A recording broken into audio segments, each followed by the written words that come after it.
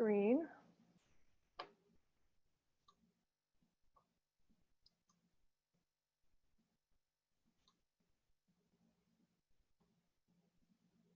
Okay, hopefully that worked.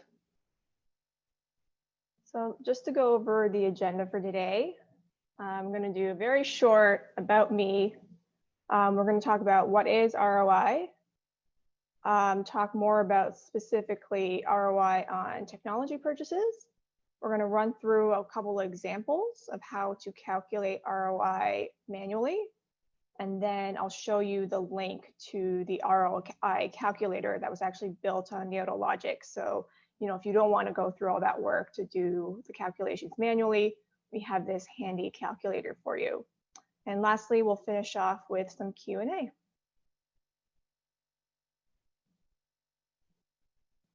So about me, like many of you, I'm a lawyer by trade. I earned my JD in Canada in my hometown of Toronto.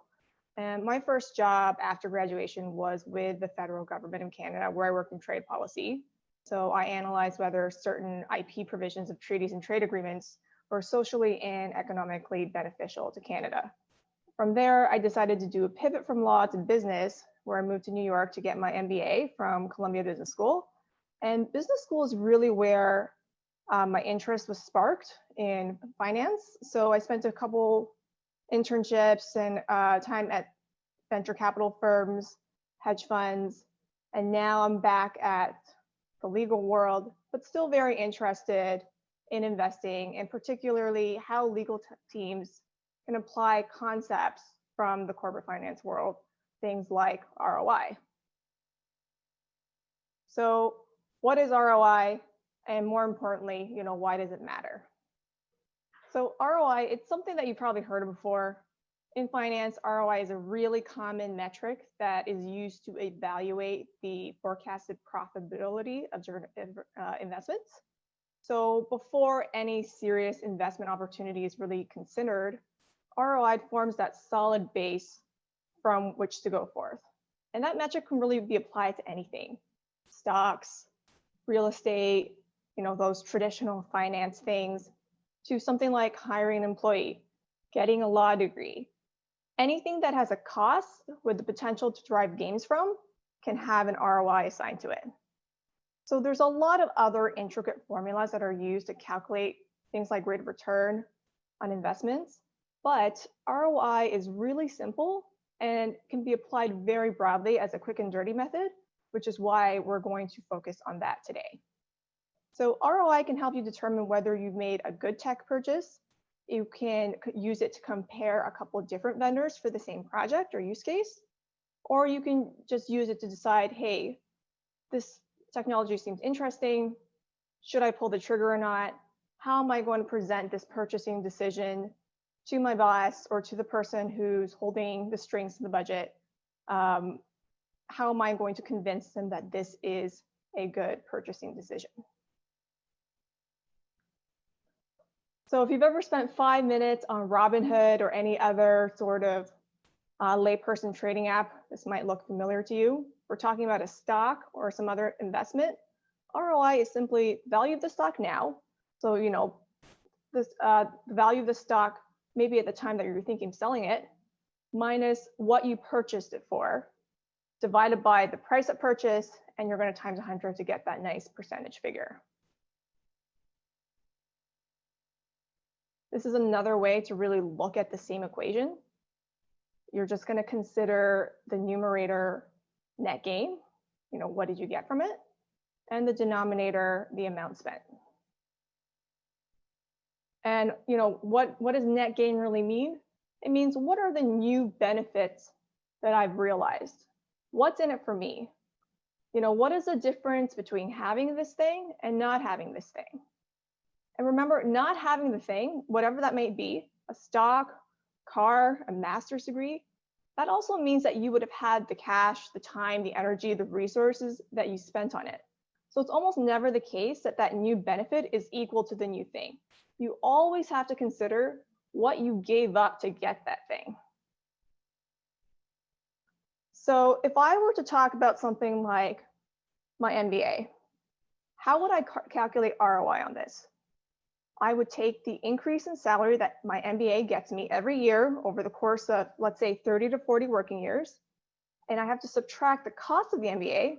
So in reality, it's going to be a little bit more than tuition, as well as all of the lost earnings during the program since I wasn't working full time during those 2 years. Then I would take that amount, divide it by the cost and lost earnings, and then multiply by 100. So you'll note here that one key factor in this example is that increase in salary. And what does that mean? Why is that important? This means that the higher my pre-MBA salary, the lower the ROI is going to be because it's not going to have as much potential to increase. So that's often why I discourage people who are very successful and quite far along in their careers from pursuing an MBA or higher education, because at that point, the ROI on that degree is simply not going to be as high as someone who just has a few years of work experience, or they're stuck on a career path that will likely plateau very quickly. Of course, this equation is only taking into account hard factors, right? Like salary. It doesn't include things like prestige and making new friends and experiences and knowledge gains and things like that. However, I would really want you to think about tech purchasing kind of the same way. I would really caution you against spending a lot on a product or platform just because it's, quote unquote, industry standard. If your team is already working very productively and efficiently, adopting a very expensive piece of technology just because your competitors have done so, it's not going to get you the net gains that you want. You really want to find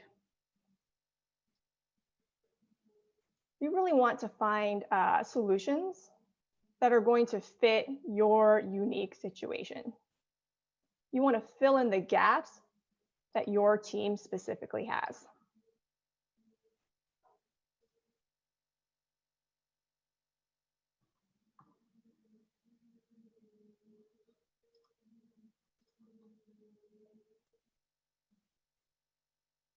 So therefore, we have 3 things to consider when calculating ROI. First is, what's the situation without the new solution? So for a lot of you, this might be more or less of a manual process right now. We're looking at, hey, how long are things taking? How many people need to be involved? How many FTEs, full-time equivalents? How much is it costing right now? How well are things working? Next, we want to talk about what can we expect from this new solution? If you haven't purchased the solution yet, you need to consider what can you potentially gain from it? What are the pain points that the tech can address and that you expect it to address? If you're not sure of the answer, ask the vendor for their evaluation, ask for references from their current clients. That's certainly something that we do. We give client references all the time so that prospects from a similar industry can see how our tech works for that sector. And if you've already purchased the solution, you can compare the key metrics of how things are doing now compared to how they were before the solution was adopted. And lastly, what is the cost of the solution? So this sounds pretty straightforward. That's literally the price that you're paying for the technology. You may want to section off the cost if you're using that solution for many use cases. For instance, our clients use Neota for a multitude of different workflows. So if they're calculating ROI on a specific workflow, they would need to divide the total price that they're paying for Neota by the number of workflows that they have to find that prorated cost for that specific use case. If it's a more complex solution, I would also really consider the time and human capital costs involved in onboarding the solution. So even if you're expecting to see huge net gains, potentially, if that development and onboarding part is going to take forever, cause half your team to quit, then you're probably not actually going to see the ROI that you were expecting. I can't tell you the number of times I've seen software development projects take years and years to deploy. It's really difficult to manage. And by the time it's finally finished, the moment has passed. What it was meant to build, the situation no longer suited that solution. And the project leader is like losing her mind. The team is super frustrated. And that ROI has really deteriorated over time. And instead of saving money, the project actually is causing problems that end up being really expensive to fix. So this is where I think rapid deployment really shines. Best case scenario, you get it fast, easy, and well done. You can scale it from there, rinse and repeat. Worst case scenario, you get it fast, easy, and not so well done, in which case you can reevaluate, try again, or move on to a different use case, move on to a different product. Either way, you haven't spent half your career onboarding something that was supposed to make your life easier, but instead it was just a huge letdown for you, your team, your reputation. So here's our formula again. We're going to subtract the old from the new, count for the cost, divide by the cost, times 100 to get that percentage figure. So that old and new comparison, that's really just the improvement number. That makes sense, right? What is the difference having the solution versus not having the solution? And when we subtract the cost from the improvement, we get the net gain, the benefits. What's in it for me? And of course, in the denominator here, we have the cost of adoption. So you want to consider both the actual sticker price you're paying for that subscription product or that one-time purchase, as well as all of the work that you're going to have to put in depending on the type of product, onboarding, deploying, training, etc. So we're going to put it all together and we have exactly what we started with, which is net gain divided by cost. We're going to multiply by 100 to get that percentage. So you might be wondering, what is considered a good ROI? Is there a specific number to aim for? The answer is really, what are your alternatives? You consider a traditional investment scenario where you have a specific amount of capital to invest. Every dollar that goes into that investment vehicle A is the dollar that can't go into investment vehicle B. So you could also choose to hold on to the capital, not invest it at all, in which case you probably would be losing, 3% on average due to inflation. So when you're thinking about what is a good ROI, ask yourself what your company or team would be doing with that budget if you weren't allocating it towards this solution. Would it be going towards a different solution? If so, what's the ROI on that solution? Is it hiring a new employee? Is it reinvesting it into the business in some way? You really have to consider all of the options you have and whether those options would realize a higher value for your team. Generally speaking, you want a positive ROI. So whether it's 1% or 100% return, you don't want to have lost value on a technology investment. Of course, there are bizarre circumstances where all of your options aren't great, in which case you would just choose the highest ROI out of all of the options available, even if that ROI is negative. This is especially the case if your project spans many years. So you might be looking at a low or even negative ROI in the first year because you're putting in most of that work in the first year, building, deploying, training, but you more than make up for that in years 2, 3, 4. So let's talk a little bit more about ROI on tech purchases. This is something you may or you may not have thought about before consciously, but you might actually been thinking about it sort of subconsciously. You might actually be considering ROI every time you make a purchase for your team, because have you ever thought about something like innovation, efficiency? What you're really thinking about here is ROI. Why do we care about innovation? Looking for new and better ways of doing things compared to what we've done in the past, compared to what the industry has done in the past. And better, that's just another way of saying net gain.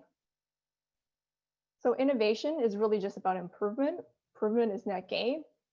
Subconsciously, the whole time you were thinking about ROI, whether you knew it or not. And what about efficiency? We want to improve the speed and resource allocation while retaining results or getting even better results. And improving, again, it's just the same thing as net gain. So what are some other improvements to consider when you're talking about buying new technology? First, let's think about the use of external resources. So if you're a corporate legal team, then those external resources are often going to be outside legal spending, the cost of retaining a law firm to process those files for you, could be outside consultants, it could be any contracted service where you're going to be paying them a fee to do the work for you. So that's definitely something that you want to think about. That's a line item in your budget that most companies want to reduce. Next, whether you're a corporate team or a professional services firm, you're going to be concerned about the use of internal resources. And that often equates to the number of staff members, the number of FTEs, full-time equivalents, that are going to be tasked with a particular project. That goes further than just, hey, maybe I can hire fewer people. It also means that you can free up people on your team to be working on other projects that are higher value, that are more complex, that are things that may be more difficult to automate. The other consideration I would really pay attention to is the likelihood of delay.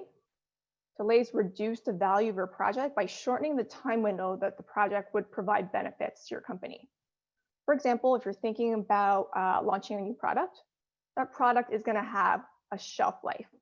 Let's say it's 5 years. If you're going to delay the introduction of that product by 20%, which is actually on the low end of average for project delays, you've effectively just reduced that product's lifespan to 4 years, and you've reduced the product's revenue generating potential by 20%.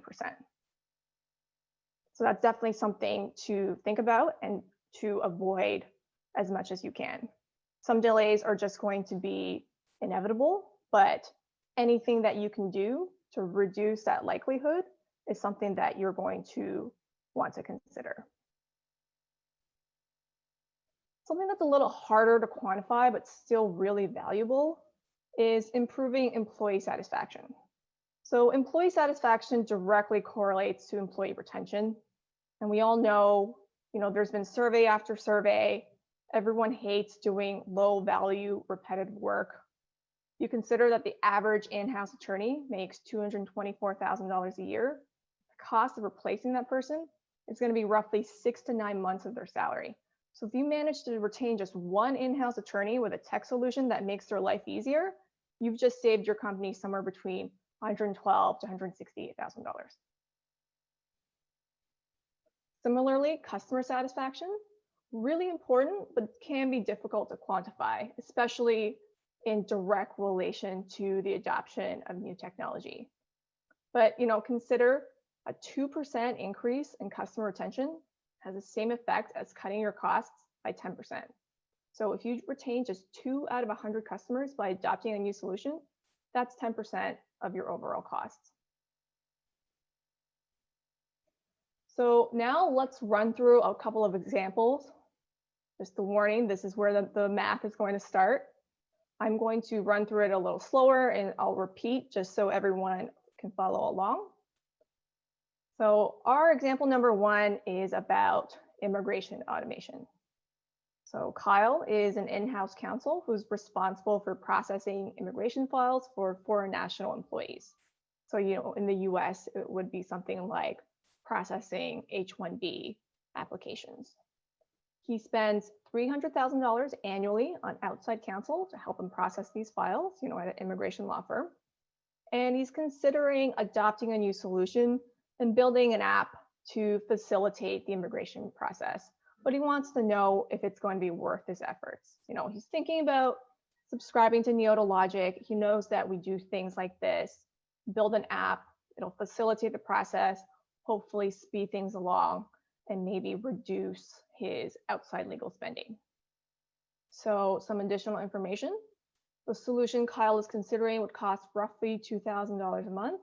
The solution is actually going to be more than that, but generally speaking, your solutions are going to have more than one use case. So if we're going to be calculating the ROI for this specific use case, you want to remember to parse out the portion of the price that's going to be allocated to this use case. So Kyle thinks he's going to spend around 100 hours building and deploying the new solution. He's going to build it himself. His annual salary is $250,000.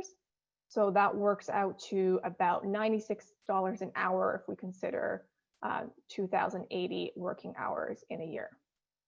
With the new solution, Kyle's done a little bit of estimation. He thinks that his outside legal spending is going to drop to $50,000 a year. And just as a reminder, previous to that, he was spending $300,000 a year. So let's walk through, how does the information pertain to each of the categories that we want to consider. So first, what's the situation without the new solution? Well, right now, he spends $300,000 annually on outside counsel to help him process these immigration files. Next, what can we expect from the new solution? So Kyle's done some estimation. He thinks that with the new solution, he can drop his spending to $50,000 a year.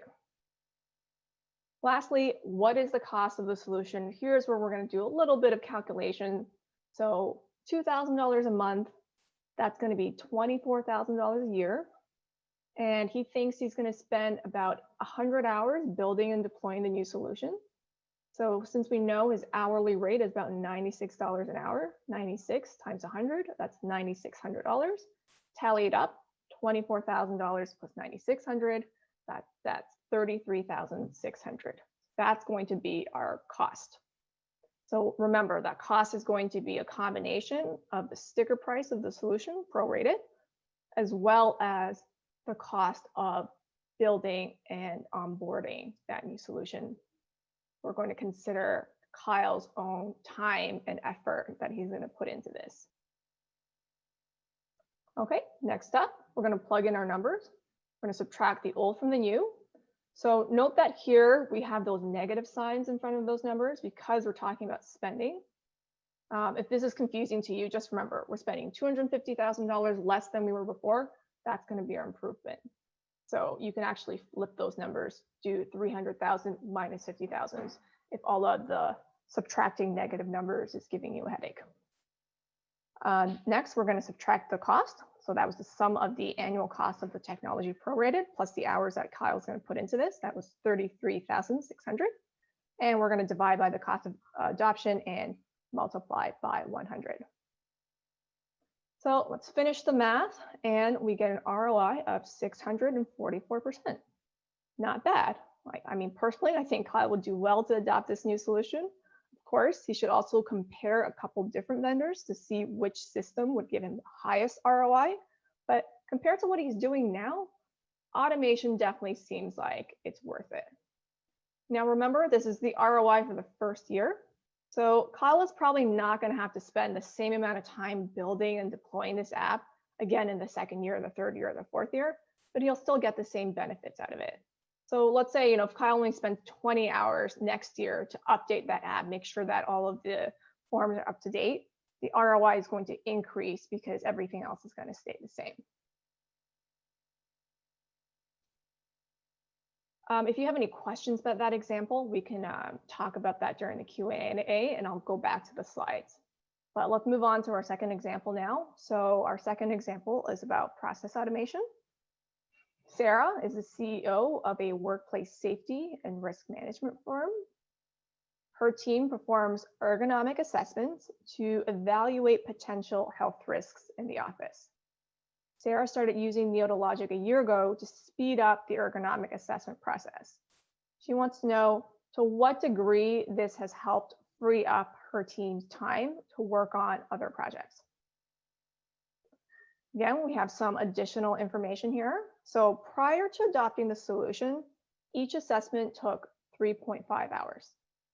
With the new solution, the assessment takes just 35 minutes. The solution costs Sarah's company $5,000 a month, and she has a team of 6 employees, 6 full-time equivalents working on each assessment, and they're being paid on average $70,000 a year. So we're going to do things a little bit differently here since we have different inputs to work with. First, let's look at the wages. We have 6 FTEs being paid $70,000 a year.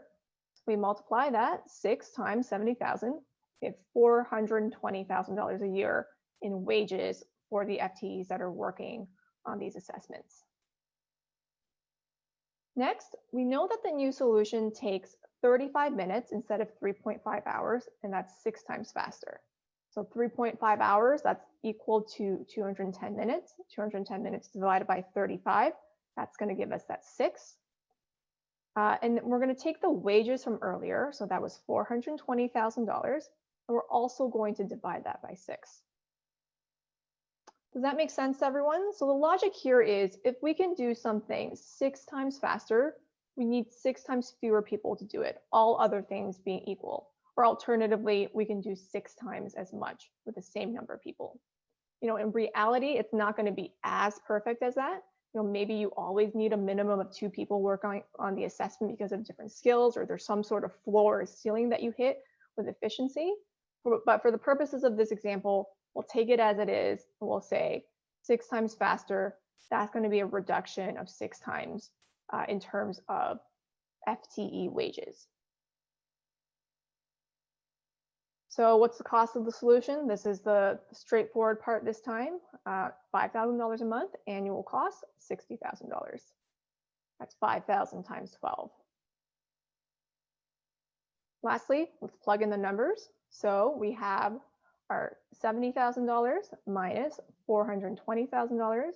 We're going to minus the cost from that. So that was 60,000 divided by 60,000 times 100.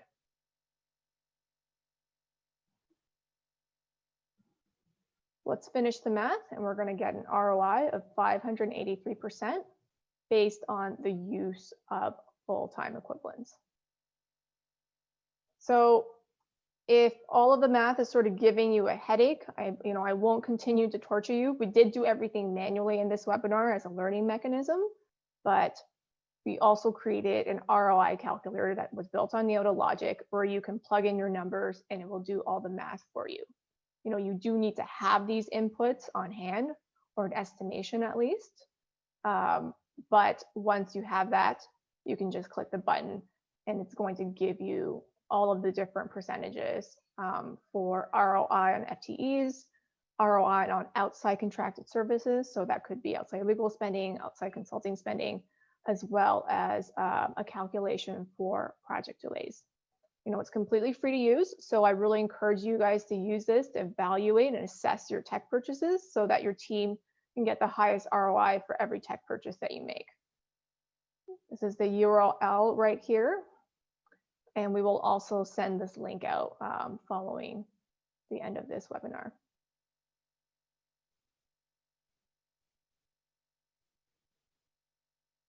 Okay, wow, we really sped through this thing. Let's move on to Q&A. So Becky, let me know if we had any questions that came in. Yeah, so thank you, Nancy, and I'm glad you did the maths there and not me. So I see we've got a few questions. The first one is from Alison.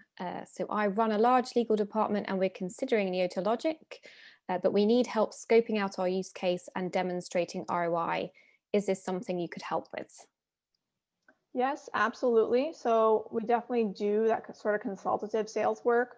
What we often do is we look at your process now, how things are going, what are the pain points. We explain exactly what Neota can do for you, and we can do an estimation of, what are the metrics that are going to change.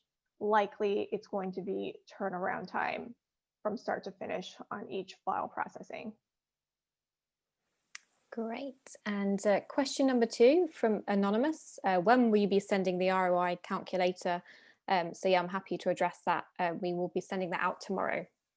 Okay, I will actually put this back on the URL so that anyone who wants to check it out right now, they can just type that in.